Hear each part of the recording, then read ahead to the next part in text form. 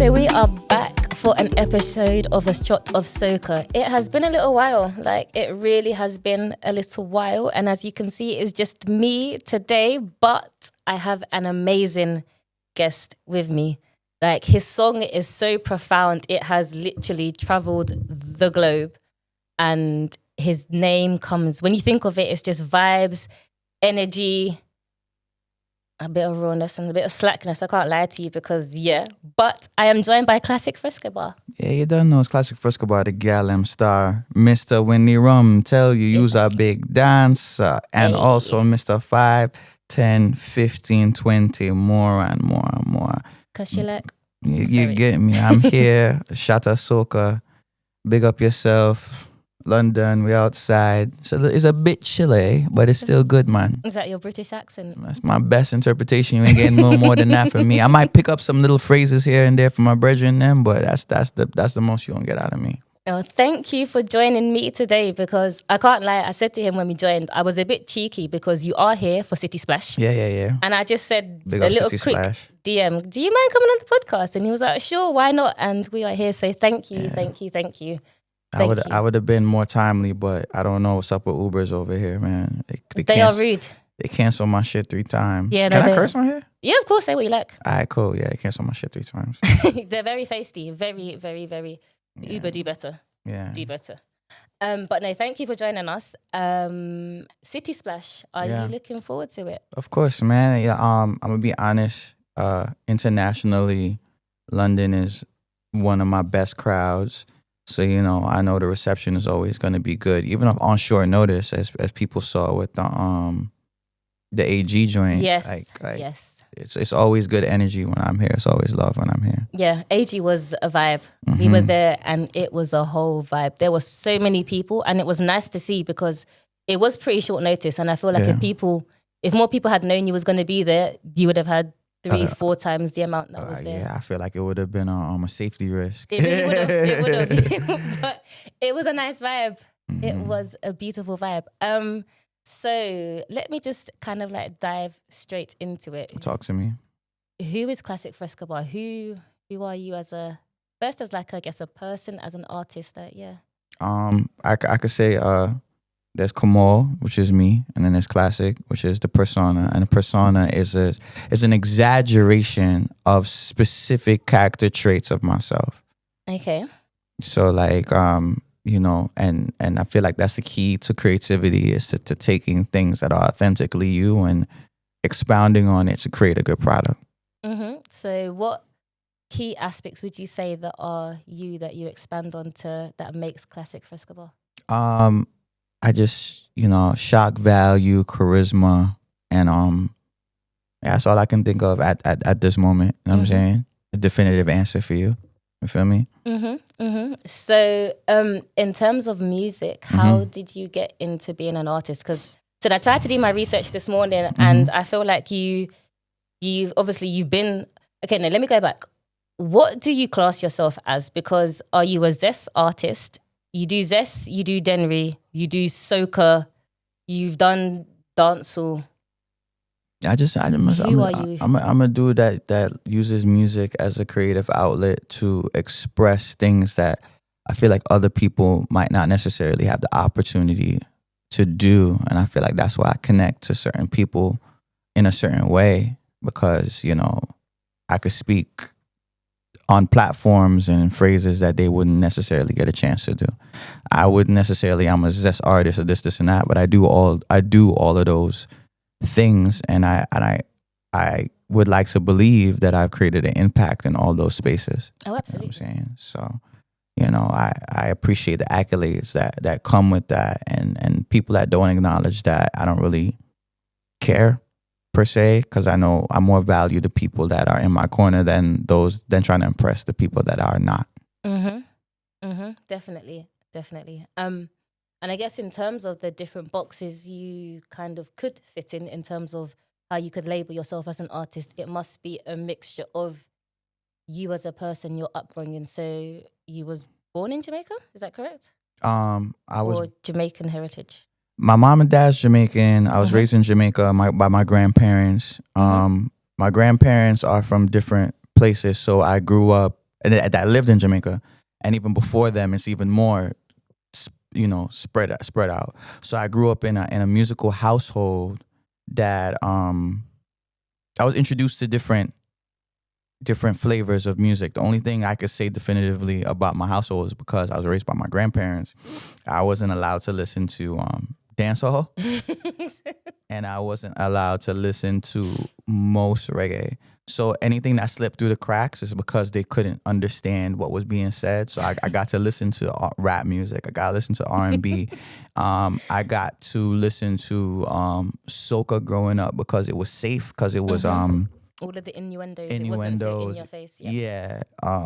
But my grandparents are church people and musical people. Traditionally we had to learn piano because the whole goal was to play organ in church. Mm-hmm. And sing choir and all of that stuff. So I grew up with music around me all the time. Mm-hmm. And I guess it was kind of just my opportunity to pick what involvement I wanted to be in music. Mm-hmm. Me personally, I don't like piano. I know how to play piano. I dislike it. I'm feeling it. I could play guitar. I taught myself guitar. Okay. I like guitar a lot. It just feels more comfortable with my hands. Mm-hmm. But piano, I don't really.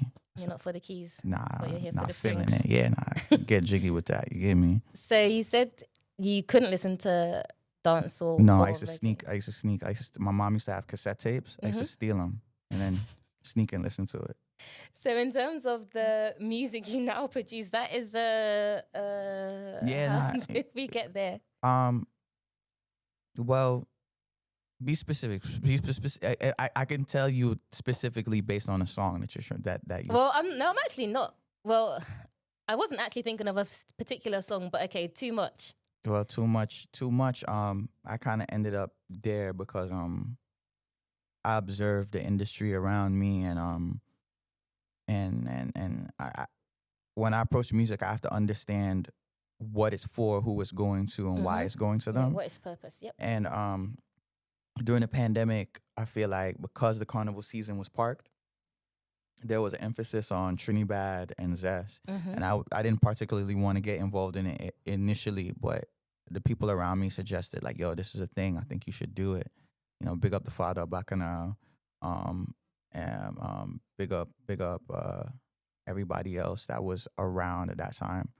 And I got into too much because Marsville reached out to me. Mm-hmm. I'd worked with him prior on the Looking Good remix. Yeah, you're looking good and you're looking back. Yeah. Yep. And he was just like, yo, I need you to write a song on this rhythm for me because, there's no carnival. This is what the powers that be are listening to. Specifically, he was like, these are, how he phrased it, is like, these are what the younger people are listening to. Zess music. He's like, I need you to write this record for me. I'm going to be honest. I told him yes, but I was lying. I wasn't going to do it. Because he's asked me to write records before, and he kind of changes. He doesn't he'll forget or he'll just move on. Change direction, yeah. So I'm like, all right, well, he's not going to. This is just something he's asking me for now, and then he's going to forget. Mm-hmm. He didn't forget. he called me like, yo, where's that record, bro? And I was like, all right, let me see. And I still wasn't really pressed. I live in Miami. I went to a Jamaican party in Miami. Mm-hmm. And they were playing Round and Round. Mm-hmm. And because once I saw that, I knew, okay, this is big. Because there are certain records that don't come out of certain spaces or certain islands. So for it to be played in that space in America, all right, this has legs. Let me figure out what to do. So I sat down and listened to all the songs on that rhythm. And I realized the key elements to it was shock value. And I realized that Zess music comes from sexual repression. So because people are so repressed in a certain space, they had to create an outlet to talk the things they wanted to talk. Mm-hmm. So I figured, like, if I'm going to make a Zess record, I have to make it that outrageous and outlandish. I have to make it bigger and more outlandish than everybody else on this rhythm. Mm-hmm. And that's how that happened. And so was you going for the shock factor then in the song? Absolutely. I had to fill a void. I realized, like, yo, people needed that, they wanted that, and they craved that. And the only way to create the record that worked in that space was to do it big. Like, I'm competitive.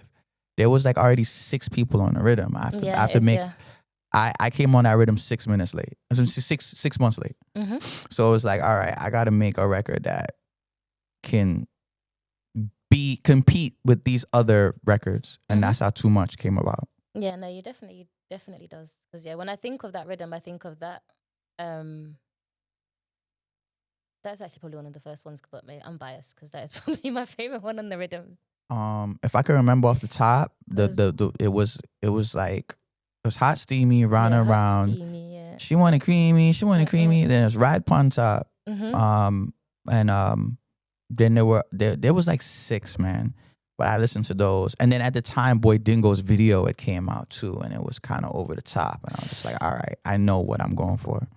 I know what I have to do to make this work. So yeah. And do you think that, because there's lots of conversation, I feel like I'm going a bit over the place with this interview, but Do your kind of thing, stick with me here. It will make sense to you guys. But in terms of soca, and I guess this isn't really soca because Zess is its own genre. It's not soca, no. Zess is not soca. We can establish that Zess is not soca. It's not dancehall. It is did you say it was its stand-own genre? Zess is dancehall. Okay. Zess comes from the Trinidadian interpretation. Before it was called Zess, it was called Trini Pasa Pasa. Okay. So and it was Trinidadian's interpretation of Pasa Pasa, and the originators of that would be like Sean Carter and Bubbles and so on and so forth. And then it became Zess music. But Zess music was people in the ghetto, and they used to put on a rhythm and them MC and get them a wine and jump off a thing and flip off a things, and I always give acknowledgement to the Zess artists that were there before me, because there wouldn't be that space for me to exist without them. People like Trinidad Ghost, Trinidad Killer, Sean Carter, Bubbles, and even the production, you know what I'm saying, from the jump on the cocky, you know what I'm saying, like his name's slipping me right now, who produced it, but yeah, like it is dancehall. It's just that because of where it's from Trinidad, it's gonna have soca influences from the Trinidadian diaspora, so it's gonna have that soca type of feeling to it. But it is dancehall. Fair, because the question I was gonna ask you, I guess it's maybe slightly redundant then, because people talk about, I guess, Zess and somewhat Bouillon, even though that in itself is not soca, it's its own genre. But again, because it's from Dominica, it is kind of labeled in with soca. They're saying that it's too vulgar, it's too much, it's too crass, it's not what the people would want to hear. What would you say as an artist being, I guess, from that genre? Music rotates. In my observation of music and all genre, music rotates every 2.5 years. Between two extremes, it's a pendulum. So for hip hop, it's like, and if you look back on it, you could see like maybe like 2010ish, everything was kind of like Drake, Weeknd, soft, sweet. And 2012 was Chief Keef, kill, murder. And then 2014 it was more soft, Bryson Tiller, and so Miguel, soca has that pendulum. Even though Zess isn't soca, it still kind of has its place in that diaspora. It's gonna be okay. Sweet. Then it's gonna go fuck, sex. It's gonna go sweet. And it's always gonna be like that. It's never going to be just one thing, because people are gonna get tired of that one thing.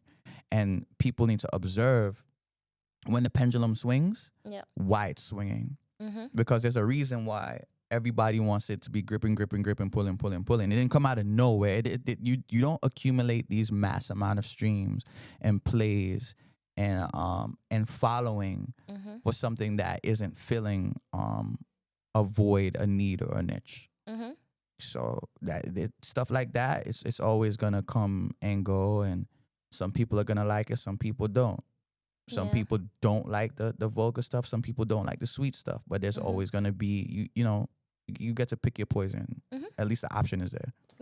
And I think maybe, I guess, because when we think historically, or even like my parents, Caribbean people, they are quite traditional, as you said, typically church goers. So I think in our generation, or the younger generations from our parents and so forth, we said they are maybe coming into their own, and not to say they don't hold those same values still, because I'm sure a lot of people still do, but it's just, I guess, finding your own and realizing that, I said, in dancehall you can talk about these things, so why can't you necessarily talk about it in Every, soca? everything that comes out is vulgar to the person before them. Yes. That's just how it works. Yeah. Because as I said, I couldn't listen to reggae in my house. And to me, reggae is not vulgar at all. No. You know what I'm saying? No. So and then before reggae was ska. Yep. And I'm sure the powers that be were like, oh, you can't listen to this. You know what I'm saying? So it just goes down the line. So what's good for somebody is not good for another person. I don't really get tied up into, oh, this is too vulgar, or this is that. Music evolves, music changes, and things don't come out of nowhere. Things come from a root, a problem, and an issue. Yep. And if you look at places that party the hardest, it's because they're the most church people. That's just a fact. It's their expression. It's You know what I'm saying? Yeah. So I think Brazil is like that. Like they're super Christian, I believe, and they'll party for days straight. You know what I'm saying? So when you hear super vulgar stuff, it's safe to assume that it's coming from people that can't even talk about sex. Yeah, and yeah. You know what I'm saying? Yeah. When you hear stuff about like a big record that was controversial was I shot the sheriff but did not shoot the deputy, but it came from something. There was an issue and there was a topic. And I feel like people don't know how to read between the lines. I feel like people be like, oh, like dancehall music is like, there's too much chopping, scam. And people don't realize, like, well, all right, so, but why? Yep. There's an issue. There's a problem that created this issue. Yeah, we had the discussion, I think, maybe a year or so ago on the podcast, because we was talking about the influence of Trinidad and whether it was a good thing or not. And I don't believe in good and bad. I just believe things are things. Agreed. I believe things are things. Yeah. And they come from an issue and a problem. And when you acknowledge the issue and the problem is when you can solve the problem. And a lot of people turn a blind eye to the problem and just kind of try to deal with the symptom. Agreed. Because I was in that discussion. I was like, I don't see anything wrong with it. I just think it's people talking about what they're going through, and how can you stop people from doing that? Like it's their reality, so they should be able to speak about it. You may not want to hear about it, but it's what they're living. So now I can understand when people talk about sometimes that the reality becomes trendy. Sometimes people that aren't scamming talk about scamming. Yeah. You know what I'm saying? That's when it becomes an issue. When people that aren't shooting or aren't in gangs are talking about gang stuff, that's when it's like, all right, now you're treading that line. Yeah. But when it's people that's living their truth and speaking their truth, then the issue is not the truth. The issue is what is the problem. Why have they come to this? Why is that their truth, essentially? Yeah. And your Denry side, because you have a lot of Denry songs. Yes. Where does that come from? Like I said, my the people before my parents are from different islands and stuff. So I have some French island influences in me. You know what I'm saying? And but even more so outside of that, it kind of worked out easier for me because I had that kind of rooted. And then when I was working the soca space, the Lucian and Denry producers showed me a lot of love very early, while the other diasporas didn't. And big up them. They gonna gatekeep and do what they want to do and move how they want to move. That ain't got nothing to do with my progression and what I want to accomplish in this space. I'm gonna use, I'm going to use my talents to my best ability, and because I come from, I have that French back in that space. It just worked out for me. Yeah. But specific people that supported me early was Sal Infrared. He's still my DJ and one of my closest friends to this day. He's from St. Lucia, from Castries, big up him. Black Boy showed me love when I was out here. Kuya, reached out to me real early in my career. But even before the artists, the Lucian producers, supported me from day one. It was never a question. It was never like, it was just, all right, so how fast do you want to be? You know what I'm saying? How soon do you need it? And practice makes perfect, and repetition, helps. And I just would just bang out them songs. I used to put out a song every month. And you are a very active artist. Yeah. Like some artists, I think, are very laid back and chilled, and they wait for, I guess, the season for whatever island they may be from. So if they're Antiguan, they'll wait for Antigua Carnival, and that's when they will look to start releasing their songs. And you put out a song, was it like every month? Something? Yeah, I used to often. I think the most songs I put out in a year was 18. That is a lot. I mean, yes and no, because before I was doing soca, I was doing dancehall. Before I was doing dancehall, I was doing hip hop. So that isn't, a lot for those spaces. Yeah, but for soca, that is quite a bit for, soca. Yeah. And that's a gift and a curse. What works for me might not work for somebody else. But I also feel like, soca artists put out less music, obviously, because they work around the Caribbean, but around their respective carnival seasons, but also because they have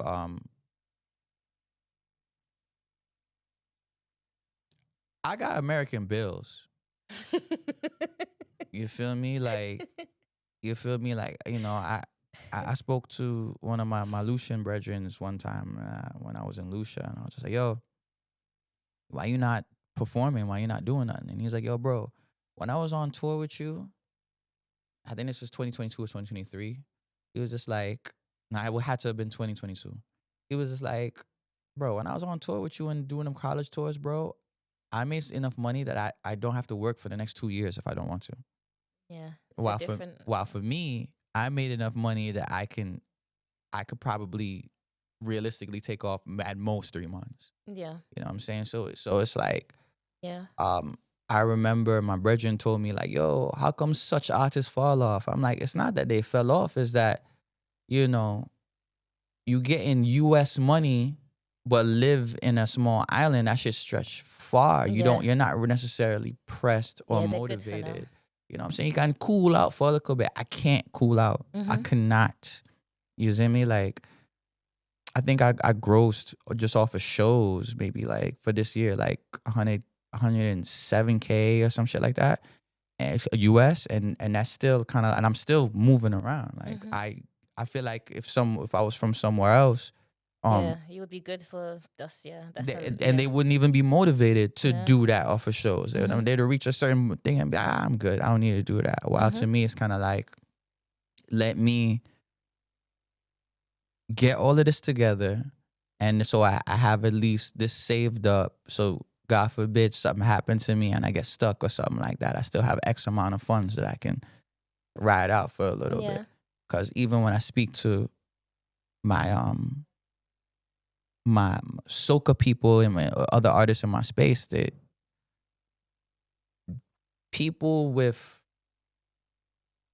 only people with bigger, longer careers gross that much. And you have been doing this for what? Soca artist 2019? 2019 October. So okay, yeah. You've been doing it for like 6 years, 7. Yeah. And I feel like, there's certain people that's not getting that, but that's because I have to. I cannot compromise that. There's certain spaces where people be like, well, it's not always about the money. I'm like, well, I can't, pay my mortgage, rent, or bills with support and opportunity. You feel me? I can't write that on the paper and be like, oh, I got this opportunity. Can you take opportunity as payment? Yeah. Yeah, it doesn't work like that. Yeah, fair. Fair. So you said you started in 2019. Yes. Do you remember your first performance? And if so, how did that go? Where was it? My first paid performance Yeah. was Gen X Juve. I think it had to have been 2019, and it was an absolute disaster. Why? It was terrible. Sorry for laughing, but why? That's part of the reason why I have my rules, my contingencies. I don't dance, I don't drink. Okay, let me go to your rules. So when we sat down, I asked Klassik, I was like, would you like a drink? And he said no. He has a rule that you do not drink for a certain period before a show, and tomorrow he's performing at City Splash. So you have your rules in place. So why do you have your rules? I don't drink, dance, or smoke until 10 minutes before set time. To the Gen X Juve, I like party, I like Juve, I like dancing. I especially like Juve because it's wet and it's dirty, so it's harder for people to take their phone out and video me. But if I'm at a regular fete, everybody got their phone in my face. I ain't really feeling that, like, you know what I'm saying? So, but Juve, I could free up. No one's taking their phone out for the most part. Stinking dirty. But yeah, I was at Gen X Juve and I was dancing before my set, maybe like an hour before my set. And I slipped on the water and pulled my groin. No. Yeah. Yeah. And then I don't. The wine was too much for you. Nah, man. It was just slippery. It was like in a parking lot, so it was like pavement and it was wet. And it was in the paint. Yeah. You just slipped and then you're hobbling around on the stage. So I don't dance before set time. I don't really drink before set time because sometimes I get distracted. I get caught up. I get, you know what I'm saying? And then I don't smoke because it does affect my motor skills. But if I do it 10 minutes before set time, a lot of people don't know when you drink liquor, it opens up your vocal cords. So a lot of people be like, oh, they're so loud when they're drunk. It's because they are. It's a factual thing. So you can be louder with less effort if you drink something before you get on stage. It can somewhat help the performance, but too much liquor can, have its own because the enemy of your vocal cords is dehydration. Your vocal cords have to be wet to move, and liquor will dry it out. So that's why people lose their voices. So it's a balance. But I learned that from I used to read autobiographies from rock stars and stuff. Oh, okay. So look at you coming to science. So I think I learned that from Nikki Sixx's book, about the taking a shot before the shows, and then smoking kind of eases my nerves a little bit, gives me space to improvise, and so I was drinking, smoking, dancing. Yeah, that's the rules. And you said Gen X was your first performance. What was the song you performed? Huh? What was the song that you performed? I think that was Gasoline. I have a jab song produced by a Vinci artist, by a Vinci promoter. So I was booked for Gasoline. That was the head song for that record for that time. So you've touched almost lots of different islands because you've done Barbados, Trinidad, St. Lucia, Grenada.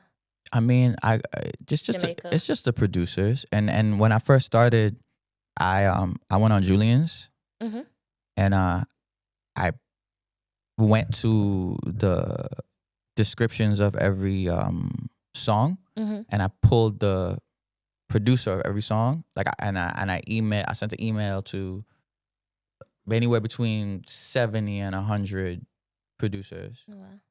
Yeah, it took me 3 hours to just sit down and just go through the videos and just pull all the producers, and then even longer to find their social medias or whatever. And I sent out anywhere 70 and 100. I just rounded up to 100 because it just sounds nicer. and only 3 people hit me back. How many? 3. So not necessarily surprising, but yeah. The Vinci producer, Sal Infrared, and it was a Bayesian producer that hit me back. I can't remember who it was at the time. And one Trini producer. I think Optimus hit me back. Yeah. But So Gasoline was out of the 4 songs, the four rhythms. Gasoline actually did pretty well. It went viral on Twitter, and that's how I got the Gen X spot. But the Gen X was a disaster. My DJ didn't have my set, even though I sent it to him weeks in advance. The mic went out, and I didn't even know. What else happened? I'd pulled my groin before. The DJ played my set in the wrong order. Like, it was a disaster. It was the worst. I didn't even, like, after my set, I didn't even go backstage. I left and went home. Really? So all my friends were like backstage waiting for me, and they're like, "Where you at?" I'm like, "I'm gone. I'm home." And I remember, the next following day, everyone was just like, "Oh, you didn't do so bad. It wasn't so bad. It wasn't so bad." And at the time, the owner of Gen X was this white-skinned Trinidadian man, and he called me. So imagine that I get like 10 people calling me saying it wasn't so bad. Mm-hmm. And the owner of Gen X called me on my phone. He's like, "To be honest, bro, you did terrible." And that was the only time I smiled for the whole day. Like, I smiled because he was honest with you. Yeah. Like, I kind of laughed a little bit, and he was just like, "I'm still gonna pay you," but it was so bad, bro. And he was the only person that I said thank you to, because I just felt like, yeah, bro, like, tell me what it is. You knew it in yourself, so you'll say, yeah. Yeah, man. And after that, I created certain contingencies and certain preparations to ensure that certain things don't go the way that they go. Obviously, you cannot prepare for anything and everything. No. You know what I'm saying? But I try to do whatever is in my power to ensure the best experience for my audience. Mm-hmm. To the point where there are shows and appearances where things go wrong and people don't even know, because I maneuver. You can improvise and you just Yeah.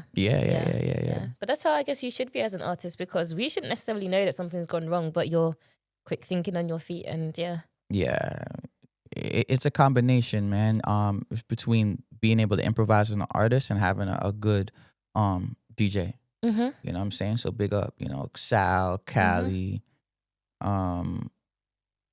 Rocka, Blackout. Those are my main touring DJs. Prime, and something actually went. That laugh. Something actually went wrong when I was in what was the last England date that I did in July? I don't even know what you was here. Birmingham. Caribbean Rocks, was it? Yeah. Something actually went wrong in the first 6 seconds, and no one knew. and like, if you know me as a person, you would catch it. Like, something went wrong, and I looked at Prime. He looked at me like, and we continued. First 6 seconds, something went completely wrong, bro. Well, shout out to you for improvising, and shout out to Nate for Caribbean Rocks, because big they up do. Nate, man. They do. Yeah, that's an amazing event. They have built a very, very good brand over here, and their weekender, and they've been going strong for a good couple of years. Yeah. And they bring over lots of different artists. So back to you. Mm-hmm. In terms of your journey, you have. How did you get into music, first of all? I don't think I've asked you that question. I come from a musical household. But that doesn't necessarily mean you want to be an artist. Like, what made you say, I want to be an artist? I mean, the exact moment I could tell you is I used to go to the U.S. My mom lived in the U.S. To visit, and my friend's brother had 106 in Park on. I didn't know that was what it was. But we used to eat dinner, and the brother's room was in front of the dinner table, and he had the TV on, and I could see the TV from the dinner table. And the music video at the time, I didn't know it was what the music video was. It was a More Money, More Problems video. Okay. And I couldn't really hear it, but I could see the visuals, and I was like, whatever that is, I want it. And that's the moment where I was just like, that's when I made up my mind, I'm gonna make music. That's just seeing that video. I want that. And you started off in hip hop, is that correct? Rapping? Yes. And then you transitioned to dancehall, and then so forth. Yeah. In terms of what made you switch from hip hop to I guess dancehall, and then soca? Was there a reason why you decided to go down more of that Caribbean influence? Because I guess you could have stayed as a hip hop artist. I was doing hip hop music professionally, and I say professionally as in the moment that I got paid for. So from 2009, 2010, I got locked up for a gun charge in 2010, and then I came out of prison 2014. Music changed drastically in those 4 years. So before I got locked up, the bigger artists were Wiz Khalifa, Big Sean, Nicki Minaj just started to bust, Gucci Mane, and I came home and it was like YG, Young Thug, like it shifted, and I couldn't find my place in what hip hop was. It just was just very different, and I feel like it has a lot to do with the social media became a huge part. Of still hip hop, very much, isn't it? Yeah. And feel like I just couldn't. It just didn't feel comfortable. It didn't feel like myself.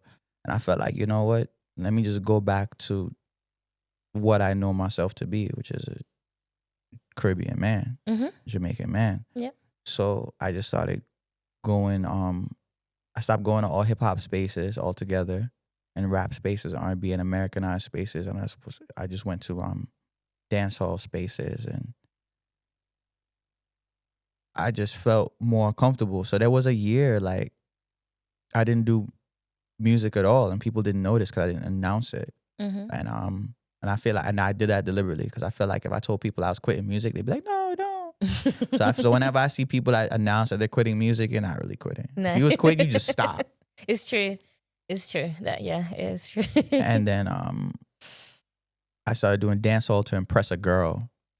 It's always a girl. And because she used to always post somebody else's music. And he was so dirt. Like, it was just dirt, man. Like, it was so trash, man. And I felt like, all right, you don't want to post my hip hop stuff. You never posted my hip hop stuff. I'm going to do a dancehall song better than this dude. And you're going to post my shit. Did you? Yeah. Because I think it was dirt. Like, I was so vexed. Like, you can't be serious. And then I kind of just I did that for like a year or something.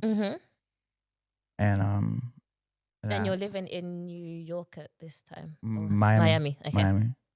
And yeah, and after that I got into soca. Because a local family friend, he was a producer, and he had a soca rhythm, and he was like, just try it out. And I put out the song maybe like 6 hours before deadline, and I thought it was complete garbage, but it was the best that I could at the time, based on the information that was in front of me. And I felt like, and people kind of liked it, so I was just like, all right, if I had enough time and enough resources and put if you really thought, then maybe I could be something in this space. And I made a promise to myself, like, all right, well, let me do this for a year and see what happens. And it didn't even take a year for stuff to start coming together. You seem like quite an intentional person.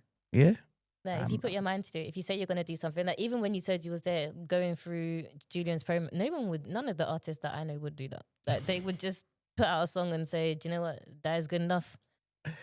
I'm very meticulous, and I'm very deliberate, you know what I'm saying? And yeah, I mean, that's just me. I write things down, and I make plans, and I execute on my plans. I'm a goal-oriented person. So you're a visions board person? Yeah. I write it down. Okay. I mean, tomato. I'm not gonna put it up on a picture. I'm not a Pinterest. I write it down. I've always been a writer. You set yourself your goals, and you know what you're trying to achieve, and you work. I'm a goal-oriented person, and I'm a competitive person. So that's how I execute on things, and I set my goals higher than the average person. So I accomplish what I accomplish in the time that I do. So what is the soca scene like in Miami? Because I always hear, in terms of, for me personally, I feel like when we hear about America, we hear New York, Bronx, like they love soca over there. I don't really hear much about Miami other than Miami Carnival. Like, It exists because there is the Caribbean diaspora in Miami. It's a very healthy Caribbean diaspora in Florida. It's just not as strong as New York and other places. Because of the population density isn't the same. And I feel like it's also a learning curve because the terrain is different. But for what is given, I feel like it's good. It could definitely be better. I don't necessarily have suggestions on how it could be better because that's not my expertise. My expertise is writing the songs. Yep. But the curation of the spaces, I'd have to consult with someone that's what they do and pick their brain. But it's good. It's not great. And New York is always going to be great because population density and the rooted traditions have been there for quite a bit of time. And yeah, man. And New York is just New York, man. Yeah, but it's funny though because in terms of carnival, Miami has, I would say, I've never been, but people would say, I guess, the better carnival over Labor Day because everyone wants to go to Miami Carnival. Well, no, am I wrong? I prefer Miami Carnival because as a US based carnival, like we have to put it into that parameter because of intention. I feel like carnivals in the islands are out in the streets and it's because and it has a vibe because of the community, right?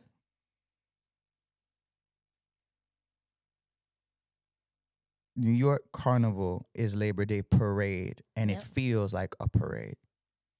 While Miami Carnival feels more like a carnival because of intention. I feel like people go to Miami Carnival to fet and turn up and do them thing and free up. While I feel like Labor Day parade is a mixture of people with different intentions, and and it's not as cohesive as it could be and it should be. And I feel like it used to be more cohesive. It used to feel more like a carnival and less like a parade. Do you have a favorite Caribbean carnival? Grenada. I would have liked you to say St. Lucia, but as an honorary Grenadian, I hear you because I love Grenada. Have you been to Spice Mass? Yeah, and I loved it. It was quite frankly a spiritual experience for me. Like I've said, there's no other carnival like it. Yeah, I agree. Like it's just different. I don't even know how to explain how it's different. It's just different. When people have been, they're like, I get what you mean. Then that's the thing about carnivals. You can't explain it to people. Yeah. They have to be there or they not be there because people are going to debate and argue and say this, and this, and unless they've been there, you can't. It's not the same. And in the moment they've been there, they'd be like, okay, I get it. You were right. Yeah.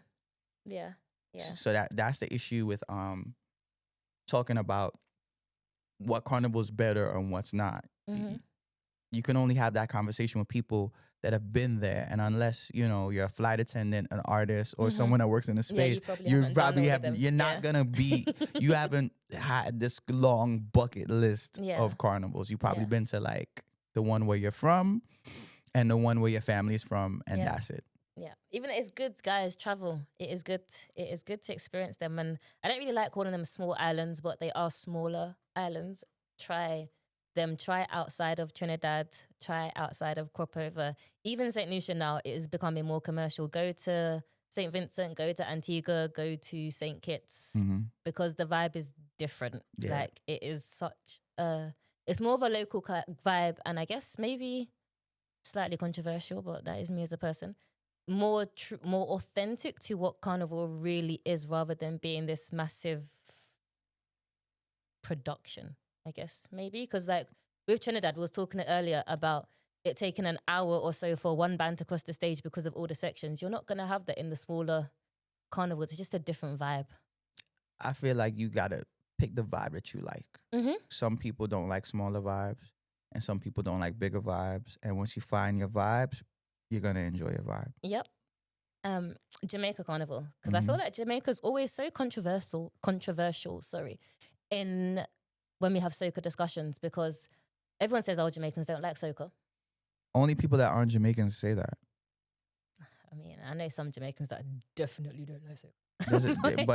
But you know what it is about that conversation is like, okay, you can say, yo, I know a Jamaican that don't like soca, right? But if you ask that same Jamaican if you don't like soca, he's gonna be like, well, I like this song, and this song. I just don't like this song, this song, this song. Like me, I'm here.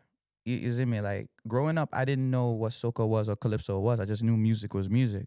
It wasn't until I was older that someone was just like, well, this is soca. Yeah, this is the genre. And this is calypso, and this is reggae, and this is dancehall. And I was like, oh, so I like soca for real. I never know. So there's a lot of times where people will say that they don't.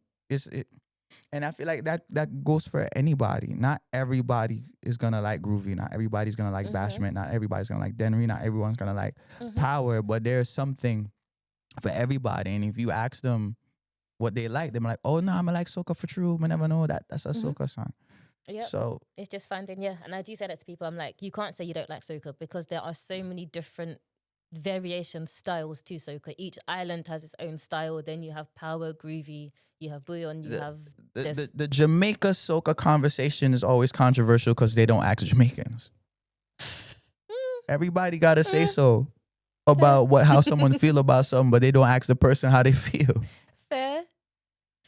And I feel like a lot of people think that Jamaica Carnival came about last week. Like it's been around for a good couple of years now.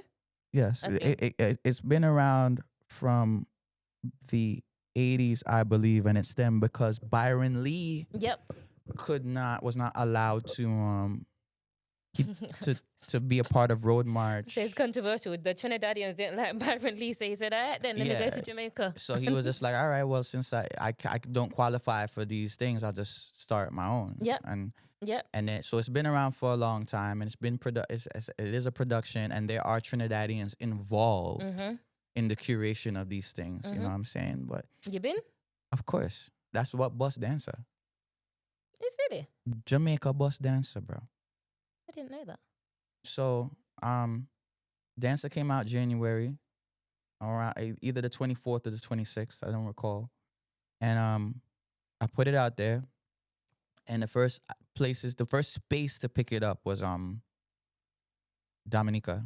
Dominica and Martinique picked it up fast, and then Trinidad a little bit, tiny bit. Guyana picked it up. Boom! They took it. It went up. And then but I'm very aware with my touring and my marketing that certain spaces work better when you're there. And certain spaces don't give a fuck if you're there. Yeah. That's why I don't go to Trinidad. They don't give a fuck if I'm there. It doesn't make the song bigger. It doesn't they don't care, and that's okay. Trinidadians, they have this thing where it's like, who is you, bro? I don't care. Like while when I go to Jamaica, the culture is, yo, the artist is here, play him song. Yo, the artist is here, big him up. Yo, the artist is here. It's a very music. Is that like a respect or just a? It's just a thing. It's a music thing, man. Because if you say it's a respect thing, that would imply that if someone doesn't do it, they're being disrespectful. No, Jamaica is a place, bro. You step in a room and you're an artist and you do your thing. Yo, artist, what I go on? Ting. Even I go down Port Royal and me get free food. Yo, artist, you're good, man. You need something. So, I was very aware that if I went to Jamaica, that they would push the song because I'm there. Yeah. And that's what happened. You know, I was there and it was everywhere because it's yo artist, you're good, man. Yo, me arrange. So you being there definitely helped that, you think? The trajectory of the song. Yeah, because bro, you're busting Jamaica, you're busting the world. That's very true.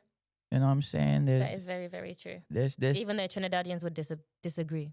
I don't know. I'm not.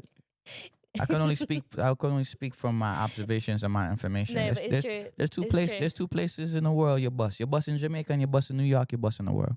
New York. Okay. And so I go there. The song lift up, and then that was it. You know that was what made the difference between 3,000 streams a day and 50,000 streams a day. It's a very big difference. Oh yeah. A massive, massive difference. So you've already touched on Dancer. When you made that song, did you know that it was going to be the hit that it is? Because that song No. has traveled the world like twice over. There's people in places that I didn't even know would listen to soca that have picked it up and have run with it. And Yeah. I love it. I Yeah. really love it for you. I love it for the genre because it is needed. Dansa is very large in East Africa. It's insanely large. No, I had no idea it was gonna be as big as it was gonna be. I don't know. I make music to satisfy a certain niche of people, specific diasporas, but I'm very aware that once it gets picked up by a different diaspora to increase the margin, like, you know, it don't make no sense. Like, well, it already busts here and it's starting to pick up over there. I'll just leave it alone. Like, but no, I didn't expect it to be as big as it was. That song was in my phone from 2023. Really? It was just in my notes. It was recorded and everything. It was just in my notes. And why didn't you put it out in 2023? The producer wanted to put it out as a rhythm, and we were having issues with getting other people on the rhythm and getting people's verses on deadline. And 2025 came, and I had like 6 songs in my phone that were just in my phone for years, and I just put them out as an EP. And I listed them in order of what I thought were the most successful songs, and Dancer was second to last. So it says you can't predict it. You can never predict it. I didn't think Too Much would be as big as it was. I didn't think Looking Good would be as big as it was. I just know that I when I make the music, I feel like these specific people will like this, and if it gets bigger than that, then I will pour the budget and the marketing and the resources into that. And if it doesn't, at least I believe in my heart it will satisfy these specific people. Fair. And in terms of the creative process, when you heard the rhythm, did you go into it knowing I that hated that rhythm? You hated it. I hated it bad. You can ask Callie, You man. can't say that. Well, I mean, you can, but you hated it. Ah, man, I just thought it was. I just didn't see it. And then Callie was always a good dude, bro. He's just a genuinely nice person. So he'd send me beats like every month, and I was just like, bro, I don't want this person to feel like I have a issue with him. So I was just like, yo, bro, let me just do something, bro. And I did Dancer, and I sent it to him, and it just sat in my phone for 2.5 years. Do you know what? Sometimes that's the way things work, because you could have put it out in 2023 and it would not have done what it has done now. Like, yeah, no, I agree. Time. Based on my experiences in the industry, I don't think it would have been as big as it is now and created the opportunities that it did, because I have more experience in the genre, and my experiences helped me make Dancer what it is. Dancer is what it is, but I was able to amplify it because I knew how the industry worked. Yeah. But what do you think it is about Dancer that has connected with so many different people?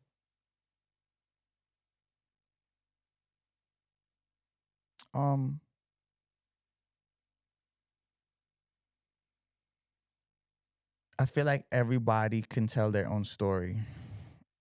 I didn't tell the story for them. I feel like it's something that people make their own, and whether from a lyrical standpoint, and then music is about the memories that you create with it. So 100%, yeah. So for the first time they probably heard Dancer, they probably met some girl, or they met some guy, or they danced this way, or it was someone's birthday or someone's anniversary. I seen it played at weddings a lot.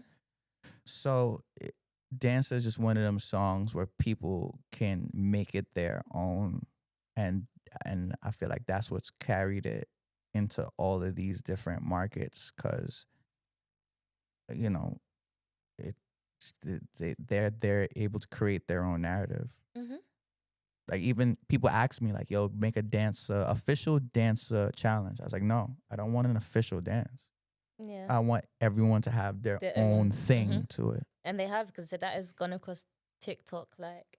As of today, I got the alert. It has 750,000 TikTok videos. And then even when you get that alert, it doesn't count the private videos. So I'm pretty sure it's like 1 million and change. Yeah. How does that make you feel? I don't know. I'm a regular guy, man. You're not, but okay. I'm a regular guy with a nice chain. I mean, you're a regular guy that has had a song that has said literally gone.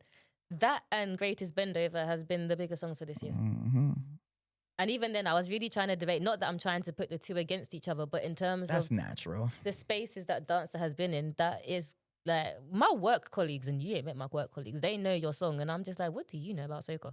Like it has gone everywhere. That must make you feel like a. I'm a regular guy, man. Fair enough, he's a humble guy. A regular guy, man. Like, I don't know, man. Like, I don't know. I feel like the only time I ever feel like, oh, wow, this is a thing, because it's like when I'm in a place I've never been before with people that's language isn't, like when I went to France, I was like, and the way I went to a club in France, and I walked in, and the girl started screaming. That's like, what? That's one of the moments. And I even had to tap my road manager, like, I think he's screaming for me, bro. You know what I'm saying? So it's moments like that where it's real life and it's tangible, where I feel like, okay, this is something. Artist. This is something big. Not You're that a big big. artist. You're the big classic, not the little one. You're the big artist. I'm an above average artist. I'm not the big artist. I'm not the big artist that I want to be, at least. Fair. But it's when it's tangible, when it's real people in real life in my face, that's when I'm like, oh shit, this is real. But when it's internet, I don't get. Internet is a place. Internet is real estate. So I'm not trying to downplay it, but I don't feel it. Like, you know, it's not the same when you get a DM. I appreciate the DMs, and I always thank people, and I'm always thankful, and I repost my fans. A lot of people don't repost their fans and you big do. up their fans. Remember one time I posted something, you reposted my dad, and I was just like, this is a bit too much. Oh, big up Pops, man. He was a big dancer to you. I didn't even know. But I don't. It's when it's real life people, when I'm like, oh wow. Because even when I was in like France, and they were trying their hardest to speak English for me, I was like, nah, this is real. This is real. Like, for I real. really want him to understand me. I need to say what I need to say to him. Yeah, I love that. Yeah, that's when I was like, oh wow, this is impactful. I love that. So how do you think this song has, I guess, changed you in any way because of, you said, moments like that, and how it's gone around, or you're still just the same? I'm the same guy, man. I'm the same guy. People will tell you, my personal friends will tell you, I'm the same guy. I don't get caught up in. I don't get caught up in the fame. Fame. You're famous. Am I for real? I don't think I'm a famous. People are learning to speak English because for you. You are famous. They are out here, screaming your name. You're famous. I guess you are actually famous. I'm a guy doing a job for the people that love the job. I'm giving a contribution to a genre that I enjoy. Fair. You know what I'm saying? But fame and all of that, that's so fleeting, man. Like, it comes and goes, man. You know, I don't get caught up in that. I'm thankful for that. And gratitude is a must. But and I know I cannot be successful in the spaces without that fame, but it's not real, man. That shit ain't real, man. No, I hear it. It's, in some ways, it's kind of nice to hear, because I know some people that are there chasing the fame, and you're clearly not. Nah, man, it's just not. I just want to create an impact longer than my life. Like, I'm very aware that you know, I'm not gonna be here forever, and you know, I want someone. You know what I want, man? I want someone to be like, yo, remember that song that song did something for me, bro. Like, remember that one summer? Yeah, that summer right there, bro. That was such a good summer that Klassik did that, right? Yeah. Like, like I want to be a part of someone's core memories. But that fame shit, man, that shit come and go, man. Like, that shit ain't forever, man. I don't get caught up in that shit, man. And in terms, so do you think there is now a pressure on you to have another dancer? Please. Yeah. There is no other dancer. Too much is too much. Dancer is dancer. Boom is boom. Looking good is looking good. Like, people be like, yo, what you gonna do next year? Nothing, nigga. I'm not gonna do nothing, bro. No, yeah, back to your putting out your music as you Put do, out and a if bit, it goes, then whatever's the next song. But let history show and let the numbers show. I always go up. You know what I'm saying? But when people be like, oh, what you gonna do next year? Nigga, dance and sing. The fuck? Like, there ain't no pressure, man. I don't get caught up in that shit, man. There's always gonna be another big song. There's always gonna be another big show. There's always gonna be another big check. There's always gonna be another big record deal, bro. It's gonna come. I just gotta do my job, do my due diligence, and it's gonna be there. And that's just what it is. But pressure, I don't know. I just don't. Like, even I would love to know your star sign. But anyway, Huh? that I would love to know your star sign. I'm Aquarius. Fair. You're very, yeah. Nah, man. I don't get caught up in this hype, man.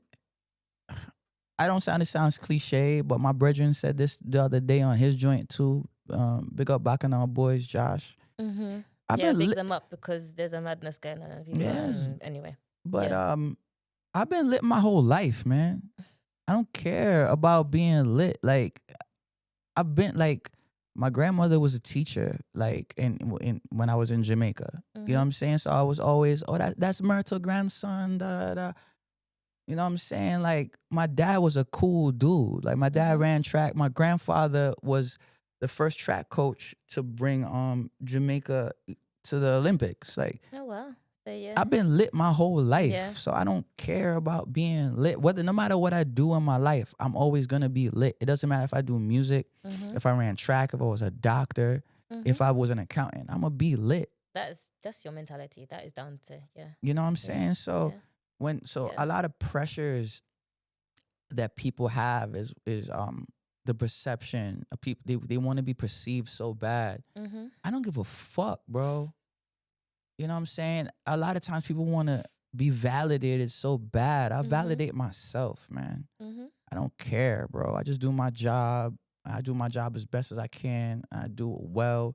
And if I do my job and I do what I'm put into this world to do, then I'm going to be good. And that's just how it goes. And I'm very aware if I deviate from what the universe, the God, the higher power wants me to do, then things go wrong. That's 100%. And I feel like some people don't understand. Like, sometimes you're in this world to make fuck too much. Sometimes you're in the world to be a surgeon. Sometimes you're put into this world to suffer and be the example of what not to be. But you gotta just play your part, bro. And I just play my part. Ain't no pressure for me. 2026 is gonna be 2026. 2027 gonna be 2027. Statistically speaking, if I want to look at my timeline, the big records come out every 2.5 years, so I got time. You know what I'm saying? So people get caught up in this. You ever heard the I was gonna go to school, but then I got high? Yeah. I saw a documentary with him the other day, right? And they were like, yo, how does it feel to be a one-hit wonder? And he was just like, how much hits do you need? Yeah. And he's rich as fuck. He's very comfortable. Yeah. So it's like, and people be like, oh, you got one hit. To whom? Because I wrote too much. Marsville didn't write a verb. You get me? Big up Marsville. But because we made that happen together. Yeah. So that's not a hit. Yeah. It's a hit to whom? Like, Looking Good went viral as fuck before there was a TikTok, bro. There was no TikTok. It was everywhere, bro. Yeah. I was one of the few soca people to do a remix from people from different islands, bro. Like, what more do you want? Yeah. If What else are you trying to strive for? What else is So if I get caught up in what other people want from me, I will never be satisfied within myself. Because they because people be like, oh, you got this one hit. Well, I guess Boom's not a hit, but there wouldn't be no classic without Boom. You're telling me Looking Good isn't a hit. There wouldn't be no classic without Looking Good. And that covered a big, large space and a big niche. You know what I'm saying? You're telling me Whoopsie isn't a hit. You're telling me Like That isn't a hit. Bro, if I keep worrying about what people telling me was a hit or not, I'd jump off a bridge, bro. Like, I just do my thing, man. No, fair. And then like I keep going up. I do Dansa, and Dansa, from a statistical point of view, and this is just not an opinion, this is a factual point of view, has accomplished numerically, statistically, certain goals in a certain amount of time that people have not done yet, bro. What more do you want from me, bro? No, that's why I said that. Where do you not to say that is your peak, your pinnacle, because no, but some people would be like, from there they have to get another dancer, and I'm like, if you're chasing another dancer, you're setting yourself up for. Nah, man. Listen, Saga Song 2 coming time. out January again, and there's another 6 tracks. And it's not gonna be another dancer. It's gonna be whatever is on that. And then after that, it's gonna be whatever is on that. You get me? Like, I don't get caught up in that shit, man. Fair. I have a few more questions to ask you. In terms of where was I going to ask you? Cultural influences in terms of soca. Which have you had? Let me start again. Do you have any soca artists that you kind of looked up to that influenced you to, or styles you thought, oh, I kind of like that, let me, or are you just true and authentic to yourself and you've just not really looked at others and just been like, this is what I want to do? And yeah, I observed others and I said to myself, what could I bring to this space that can help this space? So it wasn't necessarily like, oh, I like this person, let me do what they do. I was just like, I like this person, what is missing? Yeah.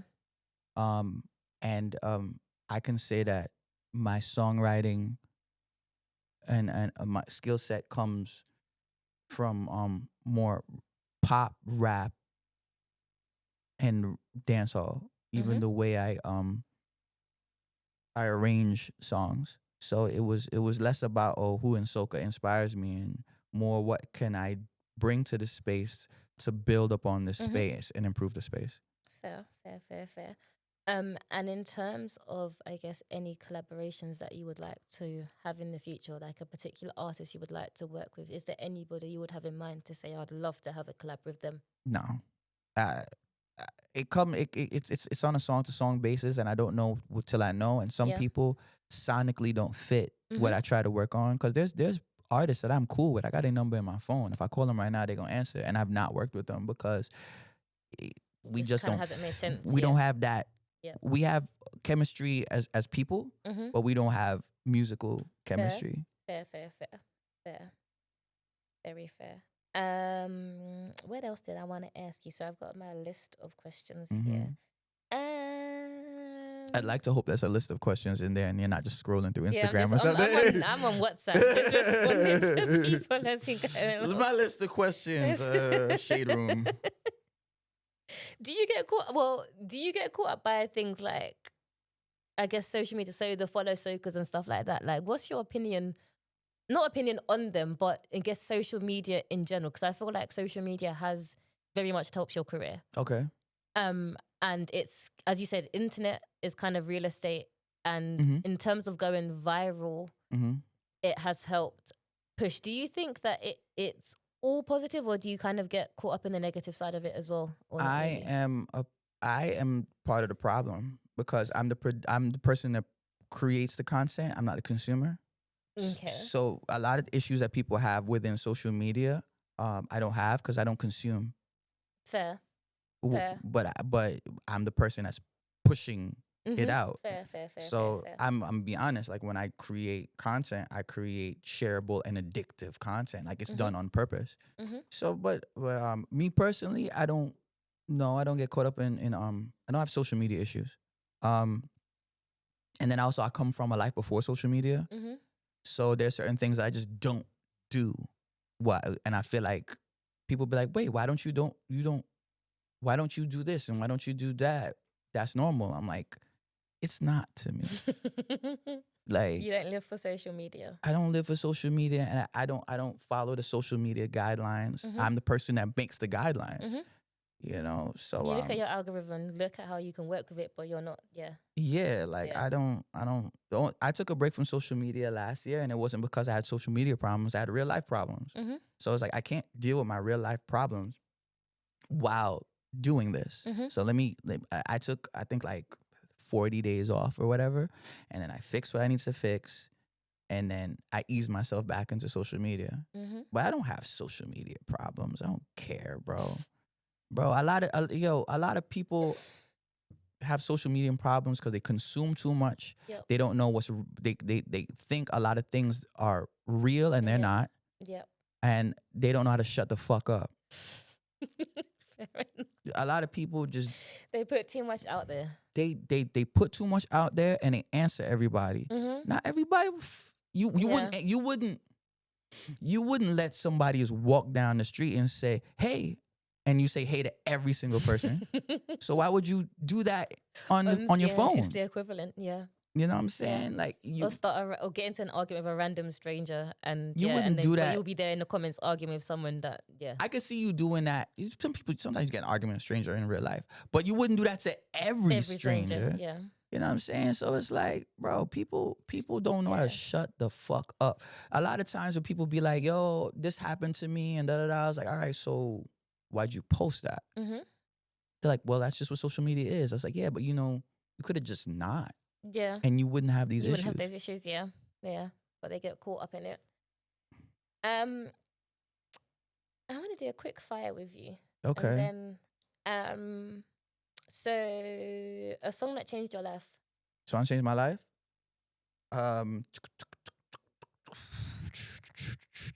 Too much. Fair. And I don't even need to ask why, but cool. I wouldn't say Dansa because too much, my life was going a certain way, and then Too Much made it just go. And then because of Too Much, Dances off the back of that. Yeah. Fair. And you said there isn't one, so I'm not going to ask you that question. One word that you would describe your sound? Eclectic. Ooh, I like that word. I do like that word. One word you would describe your journey so far? Exhausting. Really? I'm tired right now. I just got off an 8-hour flight. That's because he landed this morning, guys. And then you're performing and you're going back. So yes, ma'am. Yes. One word you would use to describe Jamaica? Inspiring. Oh, I like that one as well. Are you more of a groovy or power? Power. There, you've upset me. That's fine. I would have actually kind of expected you to say groovy. Why? Because the music you make is for the girls and groovy's for the girls. Like, you ain't doing too much for guys. So in my head, I'm like, it's groovy, not power. Girls like power. I know girls like power, but we also like to, slow wine and just... I reserve the slow wine for more intimate type of feeling. I can't be intimate with everybody, man. That is very true. That will give you different type of problems. Favorite dish?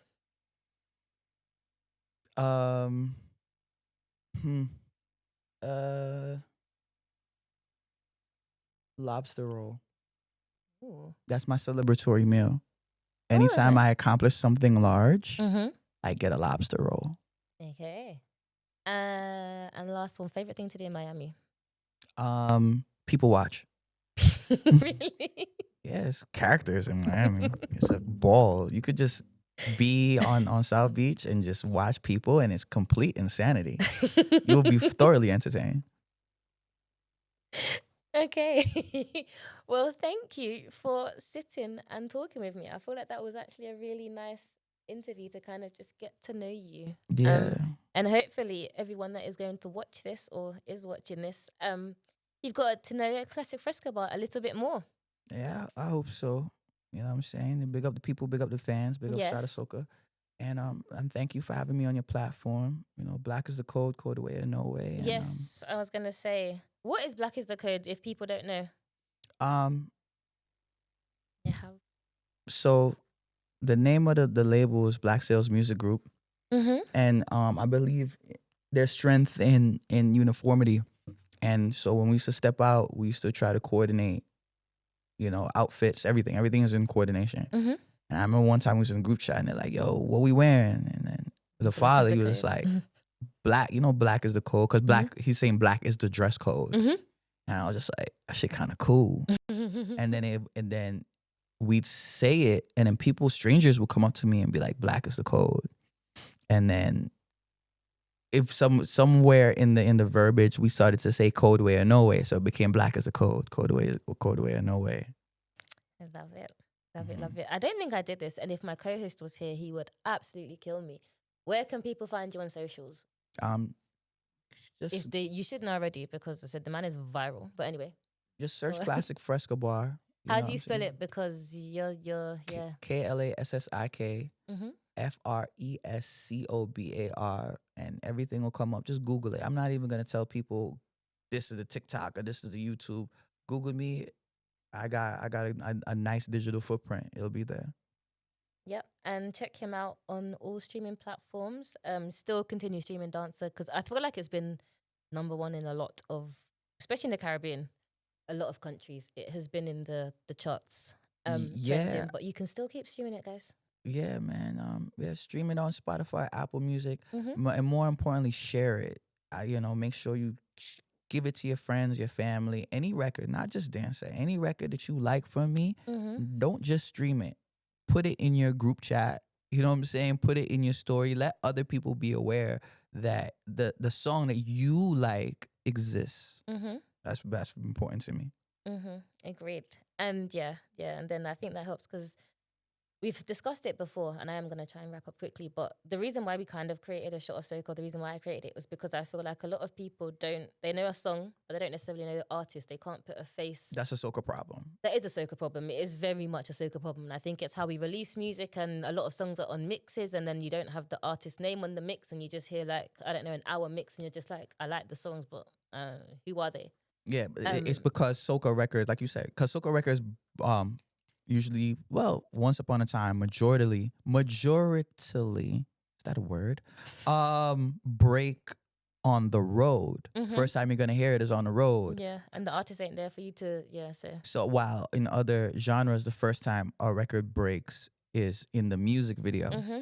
So even with my music, because I went through that, and I make a conscious effort that the first time you hear my song, you see my face with it. It's important because a lot of people, they love the soca song, and there's big songs, and they don't know. You could pass the man down the street and you would never know that was the person that sang the song, and yet you are a die-hard I'm an core artist, and I walk past people and I don't know who they are. fan. Well, yes. Because there's no music video, there's no TikTok, there's no tweet, there's nothing. It's just a song. Yeah, and that's something I do think we need to do better with. Sometimes they're not even on the album art. No, they're not. It's just a name. Yeah, a name. Yeah, Mm-hmm. yeah. Something I think visuals is something we really do need to get better with. Yeah. But that is a whole different discussion for another episode. Yeah. But thank you so much for joining me. You're very welcome. It has been an absolute pleasure, and I know you don't really need it, but good luck for City Splash tomorrow. I will be there as well, not as sober and coherent as I am now. I probably will not be either. So cool. Because you would have had your 10 minutes before where you get me. You got into your zone. You get me. Thank you, guys. We are out. I should say Super Trini Vibes is in Tobago now. Look out for the content we'll be putting there because he is there for Tobago Carnival. Well, I'm here with great company, but he is in the brilliant sunshine and it is like 12 degrees here. Mm-hmm. But look out for stuff from Tobago Carnival because that is going on now, I think. And there's going to be lots of stuff coming out. So yeah, take care, guys. Enjoy your days, evenings, whatever it is, and catch us again soon.